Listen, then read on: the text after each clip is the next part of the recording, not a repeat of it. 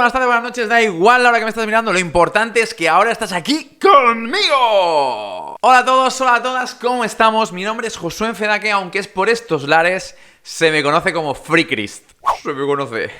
¡Flipo! Eso sí, vivo en uno de los mejores lugares para vivir en España, que es la isla de Mallorca. Será maravilloso viajar hasta Mallorca. Y trabajo con adolescentes desde el año 2009. Te pido por favor que no calcules cuántos años hace, porque a lo mejor si eres adolescente no habías nacido en esa fecha o tenías 2 o 3 añitos y mi autoestima no me permite que hagas ese cálculo, ¿vale? Estoy casado desde hace 12 años con la señora FreeChrist y tenemos 2 hijos, un niño y una niña. Sí, lo que estás pensando, si un tío con mi cara se ha podido casar, tú también puedes casarte. ¡Ánimo! Y hoy vengo aquí para traeros un nuevo vídeo de esta serie de vídeos sobre la Biblia y su mensaje en las redes.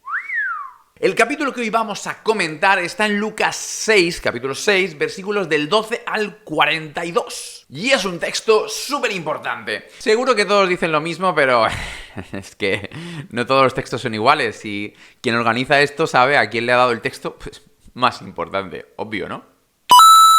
Fuera bromas. Es un texto brutal, pero es que creo que cualquier texto de la Biblia voy a decirte que es brutal. Pero este texto me encanta porque es el momento en el que Jesús elige a los 12 apóstoles y no solo los elige, sino que lanza el llamado discurso del llano con lo que va a ser las bases del sistema operativo, las líneas maestras de lo que va a ser la comunidad, el movimiento que va a iniciar Jesús. Es como ese momento que hay en algunas pelis cuando el rey se pone delante de todo su ejército y suelta un discurso justo antes de salir a luchar. O si no te gusta ese tipo de pelis, bueno, pues también es como ese momento cuando alguien sale elegido como presidente y da un discurso inicial de lo que va a pasar a partir de ahora y cómo va a cambiar el país. O quizás, si no te gusta también ese tipo de peli, pues tengo una tercera alternativa. Es como ese momento tan americano de la graduación estudiantil, ya sea universitaria o de instituto, donde un estudiante da un discurso para motivar a sus amigos a enfrentarse al mundo que hay fuera. Elige el que más te guste, simplemente para que lo entiendas. Ahora que ya te he puesto en contexto, es el momento de que puedas abrir o encender tu Biblia. Te has quedado flipado, ¿eh? Ni el Doctor Strange hace esa magia. En aquellos días subió al monte y se pasó toda la noche orando a Dios. Cuando se hizo de día, llamó a sus discípulos y escogió a 12 de ellos y los nombró apóstoles, a Simón, a quien también llamó Pedro, a su hermano Andrés, a Jacobo y a Juan, a Felipe y a Bartolomé, a Mateo, a Tomás y a Jacobo, hijo de Alfeo, a Simón, llamado Celote, a Judas, hermano de Jacobo, y a Judas Iscariote, el traidor. Jesús, tras toda una noche orando, elige a los 12 apóstoles. Algo que no deja de sorprenderme. Y es que Jesús trabaja en equipo con nosotros. Y es algo que Dios ha hecho siempre, confiar sus planes en el ser humano. Dios nos pide que tengamos fe en Él, pero incluso eso no es algo que nos pide que hagamos porque sí, es algo que Él nos pide que hagamos, pero es algo que a la vez Él ha hecho antes que nosotros, porque Él confía en nosotros, Él confía sus planes en nosotros, Él piensa que somos personas dignas de confianza con la cual se puede trabajar en equipo. Algo que no deja de sorprenderme. Y es algo que puedes ver a lo largo de toda la Biblia. Tú puedes ver cómo en el Antiguo Testamento Dios elige un pueblo, 12 tribus, formados por 12 tribus, donde Él va a vivir en el centro de ese pueblo, y ese pueblo va a ser una manera en la que Él se va a dar a conocer al mundo, y Él va a intentar trabajar y colaborar con ese pueblo. Obviamente, el plan fracasa y por eso Jesús tiene que venir a arreglarlo todo. Pero Jesús hace un plan similar al de Dios. Elige 12 apóstoles que le van a representar al mundo. Lo que pasa es que esta vez, en vez de estar concentrados en un pueblo, con la presencia de Dios en el centro de ese pueblo, en el tabernáculo, esta vez va a ser un plan diferente. Jesús va a pedir a sus discípulos que se dispersen por todo el mundo, porque cada uno de sus discípulos llevará el Espíritu Santo dentro, pero sigue siendo el mismo plan, es una manera de darse a conocer al mundo. En el Antiguo Testamento a través del pueblo de Dios y en el Nuevo Testamento a través de sus discípulos, pero el plan sigue siendo el mismo. Jesús, Dios, quiere darse a conocer y quiere trabajar en equipo con nosotros para lograr su objetivo. Porque Jesús no solo ha venido a salvar a las personas, Él ha venido a transformar la cultura y va a usar a las personas como nosotros, a los discípulos, para transformar esa cultura. Alguien dijo una vez que si quieres que un perro suelte un hueso, no tienes que decirle que no alimenta, tienes que ofrecerle un buen trozo de carne. Y así es nuestra sociedad, es como ese perro mordiendo un hueso que no alimenta. Por eso Jesús ofrece una vida llena de alimento, para que soltemos ese hueso que nos tiene muy entretenidos, pero que no nos da vida. Porque Jesús no vino solo a salvar a las personas, vino también a redimir nuestra cultura. Y para eso quiere usar a personas como tú y como yo.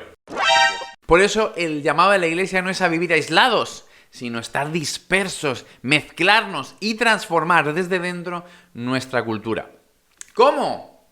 El mismo Jesús se ocupa con un discurso maravilloso que Él va a decir tanto con sus palabras como con sus manos.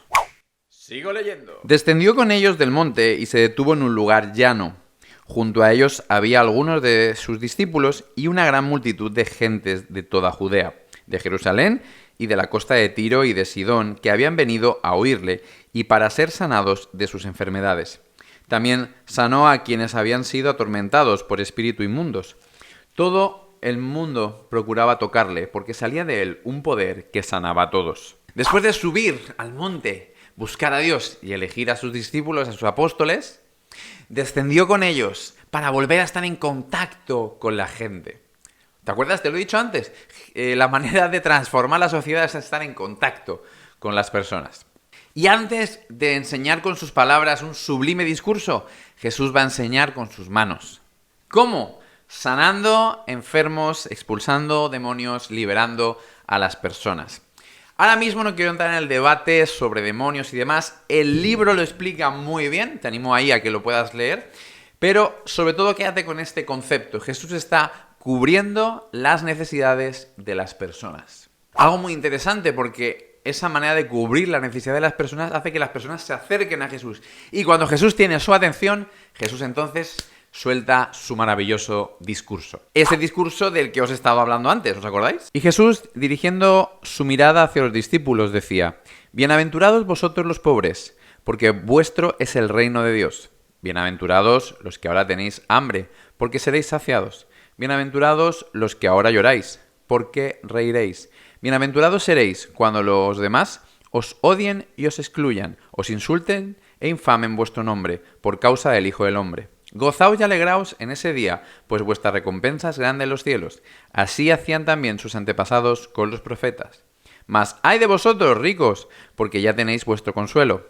¡Ay de vosotros, los que ahora estáis saciados, porque tendréis hambre! ¡Ay de vosotros, los que ahora reís, porque os lamentaréis y lloraréis! ¡Ay de vosotros, cuando todo el mundo os alabe, porque así hacían sus antepasados con los falsos profetas!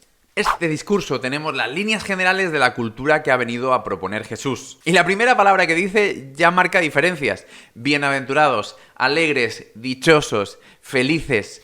Da igual la versión de la Biblia que utilices. La primera palabra es maravillosa. Supongo que alguna vez has escuchado o has pensado que Jesús es ese aguafiestas que ha venido a cortar el rollo, ¿verdad? No, yo nunca he pensado algo así. Un amigo de un amigo lo ha pensado, pero yo no.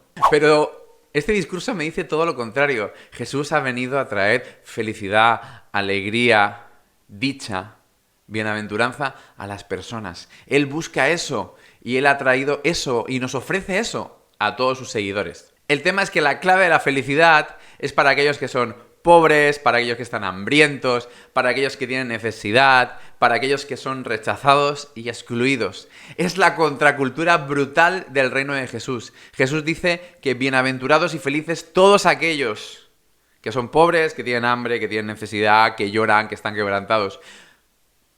Cuando la sociedad nos dice que ese tipo de personas son losers, perdedores. Esa es la contracultura de Jesús. Sé que en Instagram estás cansado de ver que los influencers, las personas que tienen más seguidores, son aquellas que hacen cosas guays, que comen en sitios guays, que tienen vacaciones guays, que compran cosas guays, que son tope guays, que son de la leche, que que lo importante es ser feliz, que lo importante es tener experiencias increíbles, que enamorarte, etcétera, etcétera, etcétera, etcétera, etcétera, ¿no? Nadie tiene un Instagram de loser. Los Instagramers son gente triunfadora. Pero Jesús dice que la verdadera alegría son para aquellos que tienen hambre, que tienen sed, que lloran, que son pobres, que están rechazados por la sociedad. Trae dicha y felicidad para ese colectivo.